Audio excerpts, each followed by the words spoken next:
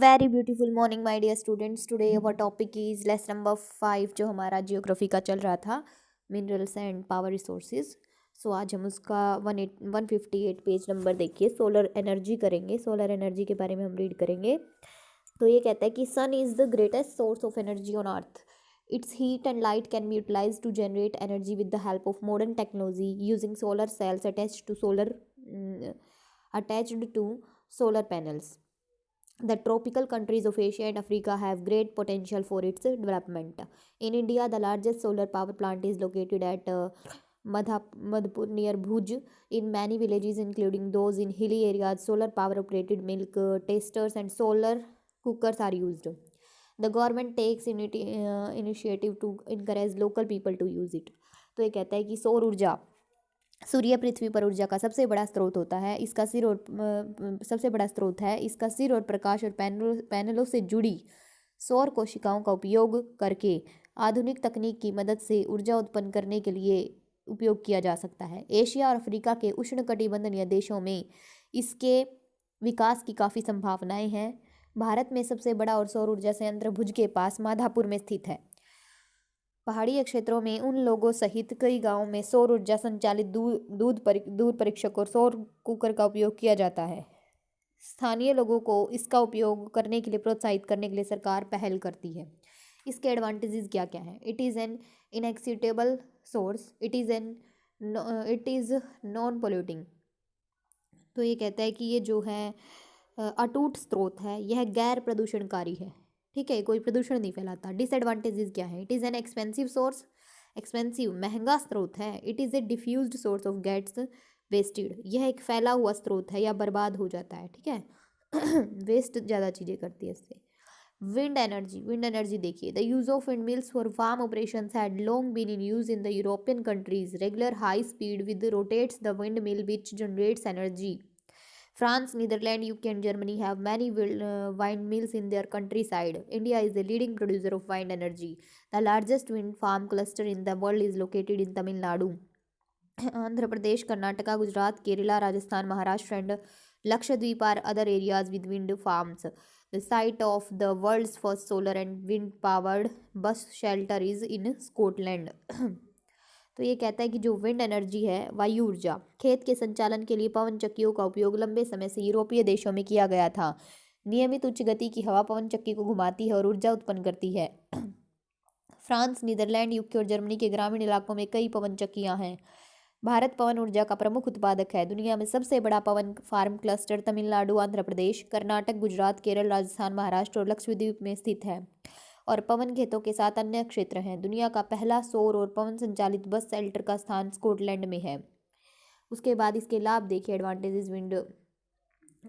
तो advantages, it is non polluting, it involves low cost of production of electricity one setup, it is a safe and clean source. ये जो है non polluting है, कोई प्रदूषण नहीं फैलाता। इसमें एक बार स्थापित बिजली के उत्पादन की कम लागत शामिल है। It is a safe and clean source, safe और क्लीन सोर्स है ये। इसके डिसएडवांटेजेस क्या क्या है? इट गिव्स नॉइज पोल्यूशन, ये जो है नॉइज पोल्यूशन, ध्वनि प्रदूषण होता है इससे। पवन चक्कियाँ, wind mills are costly to set up, it distribute radio and TV reception, it is harmful to birds. पवन चक्कियों को स्थापित करना महंगा पड़ता है, यह रेडियो और टीवी रिसेप्शन को परेशान करता है, यह पक्षियों के लिए हानिकारक होता है। उसके बाद टाइडल एनर्जी, निविदा ऊर्जा। Countries with long coast lines like India can utilise the energy of tidal waves to generate electricity. France is one of the countries that utilize the tides of source of power. In India, Gulf of Kutch and Cambay have ideal conditions for producing tidal energy plant is already operating it this region. Advantages. सो ये कहता है कि जो tidal निविदा जो ऊर्जा है, भारत जैसे लंबे समुद्र तट वाले देश बिजली पैदा करने के लिए ज्वार की लहरों की ऊर्जा का उपयोग कर सकते हैं। फ्रांस उन देशों में से एक है जो शक्ति के स्रोत के रूप में ज्वार का उपयोग करते हैं। भारत में कच्छ की खाड़ी और कैम्बे में ज्वारीय ऊर्जा के उत्पादन के लिए आदर्श स्थिति है। इस क्षेत्र में एक ज्वारीय ऊर्जा संयंत्र पहले से ही चल रहा है। इसके लाभ देखिए, it is non polluting, it is an inexhaustible source. Disadvantages क्या है? It destroys wild life habitat, it is difficult to harness, यह गैर प्रदूषणकारी है, यह एक अटूट स्रोत है, यह वन्य जीवों के आवास को नष्ट करता है। इसके नुकसान जो हैं, अटूट स्रोत है प्रदूषणकारी, ये तो लाभ है, और नुकसान है वन्य जीवों के आवास को नष्ट कर देता है और दोहन करना इसका कठिन हो जाता है।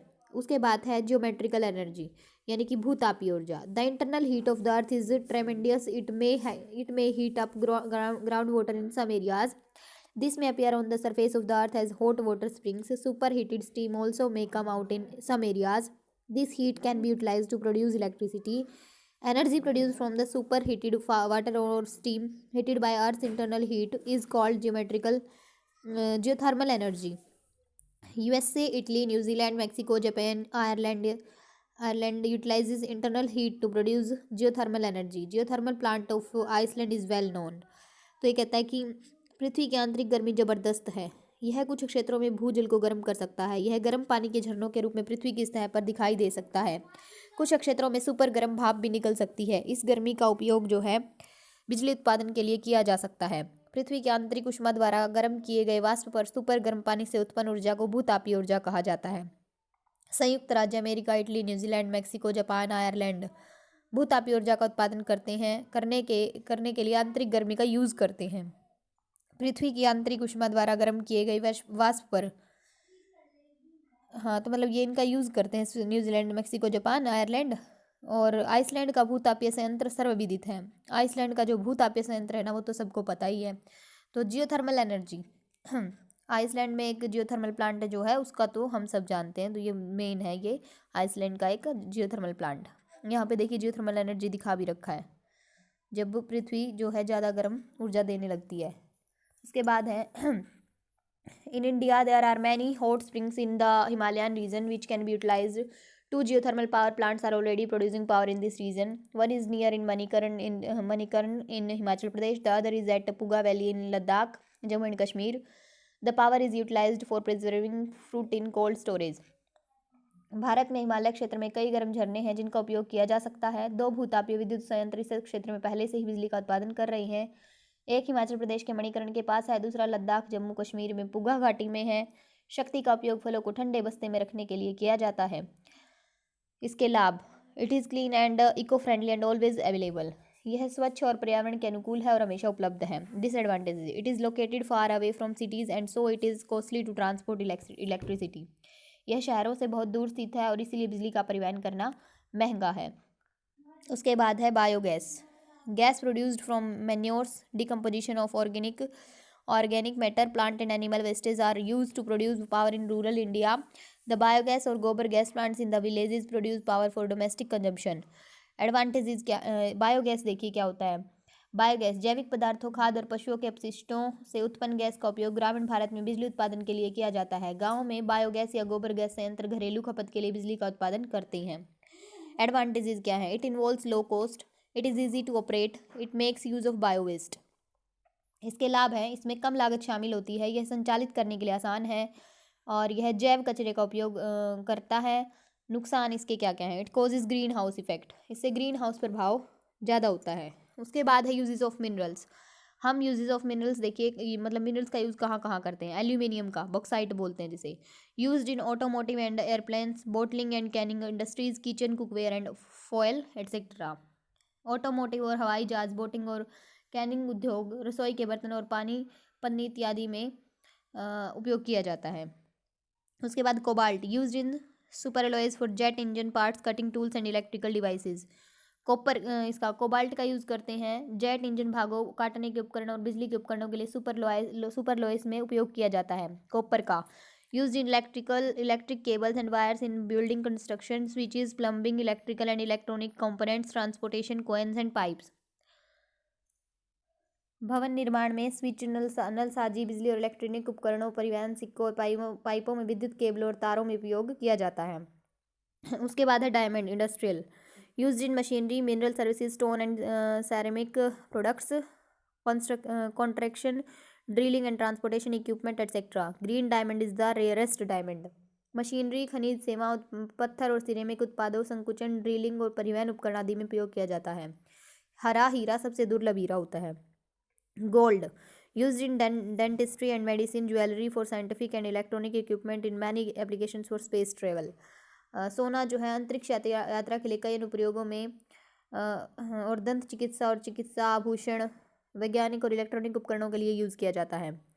Granite use for monuments, statues, buildings etcetera, स्मारकों, मूर्तियों, भवनों आदि के लिए प्रयुक्त किया जाता है। आयरन ओर यानी लौह अयस्क use to manufacture steels of various types, विभिन्न प्रकार के स्टील्स के निर्माण के लिए यूज किया जाता है। Lead use for transportation, batteries, construction, TV cables etcetera, जो लीड होता है यानी परिवहन, बैटरी निर्माण, टीवी केबल्स आदि के लिए यूज किया जाता है। Manganese essential to iron and steel production, लोहे और इस्पात उत्पादन के लिए सबसे आवश्यक है। निकल निकल plays a key role in the chemical and aerospace industries, एक निकेल रासायनिक और एरोस्पेस उद्योग में एक महत्वपूर्ण भूमिका निभाता है। उसके बाद है क्वार्ट्ज। क्वार्ट्ज जो है used as a semi precious stone and used in manufacturing glasses, paints, precision instruments etcetera, एक अर्ध कीमती पत्थर के रूप में इस्तेमाल किया जाता है और इसका उपयोग ग्लास पेंट, स्टिक उपकरणों आदि के निर्माण में किया जाता है। उसके बाद है silver used in photography, electrical and electronic products, jewellery, coins etcetera, silver का यूज़ फोटोग्राफी, इलेक्ट्रिकल और इलेक्ट्रॉनिक उत्पादों आदि में किया जाता है। Tin used in cans and containers, chemicals, electrical purposes etcetera, tin का यूज़ किया जाता है। टीन का यूज़ जो है टीन का यूज़ जो है कैंस एंड कंटेनर्स में केमिकल्स, इलेक्ट्रिकल पर्पजेज के लिए किया जाता है। उसके बाद uranium radio active ores are used in nuclear defence system, nuclear generation of electricity, nuclear medicine and X rays, electronic instruments etcetera. Uranium का जो यूज है रेडियो धर्मयास्कों का उपयोग परमाणु रक्षा प्रणाली, बिजली के परमाणु उत्पादन, परमाणु चिकित्सा और एक्सरे वगैरह इलेक्ट्रॉनिक उपकरणों आदि में किया जाता है। जिंक यानी जस्ता used as chemical compounds in rubber and paint, dry cell batteries, roof gutters etcetera, rubber और पेंट, सूखी सेल बैटरी, छत, गटर आदि में रासायनिक यौगिकों के रूप में उपयोग किया जाता है।